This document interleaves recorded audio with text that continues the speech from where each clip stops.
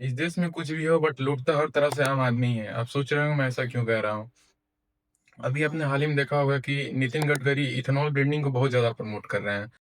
आप 120 रुपए जो पेट्रोल ले रहे हैं उसका भाव हम 15 रुपए लीटर करेंगे। उन्होंने यहाँ तक कि ये भी कहा कि जो 100 रुपये पेट्रोल मिल रहा है वो घट के 15 रुपये हो जाएगा और 15 रुपये के ही पेट्रोल में आपको उतना ही माइलेज मिलेगा। जबकि ये मिनिस्ट्री उनके अंदर आती भी नहीं है, वो मिनिस्ट्री ऑफ पेट्रोलियम के अंदर आती है और वो minister of transport and roadways है।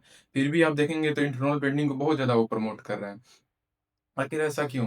तो देखिए, सिंपल सी बात है, जब इथेनॉल ब्लेंडिंग होगी तो इथेनॉल कंपनीज़ को फ़ायदा होंगी।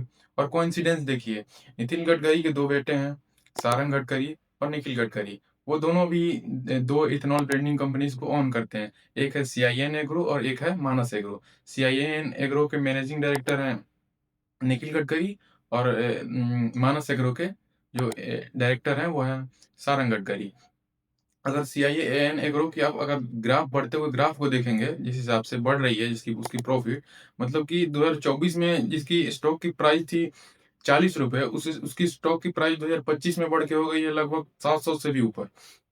और जिस कंपनी की रेवेन्यू 2024 जून 2024 में थी 17 करोड़, उस कंपनी की 2025 में अगर आप रेवेन्यू देखेंगे तो बढ़ के हो गई है लगभग 510 करोड़। लेकिन इस ग्रोथ का सबसे ज़्यादा कीमत कौन चुका रहा है?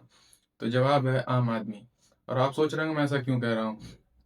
क्योंकि सरकार का भी मानना है कि इथेनॉल ब्लेंडिंग से गाड़ियों की माइलेज गिरती है 3 से 6% तक। लेकिन आम आदमी का कहना है, कई लोगों का कहना है कि इससे ज़्यादा गिरती है। बट यहाँ सवाल ये उठता है कि जब सरकार का टारगेट था कि इथेनॉल ब्लेंडिंग 20% इथेनॉल ब्लेंडिंग 2030 तक किया जाएगा, तो आखिर 2025 में ही क्यों किया गया? और इससे आप देखें तो सबसे ज़्यादा नुकसान तो आम आदमी का हुआ।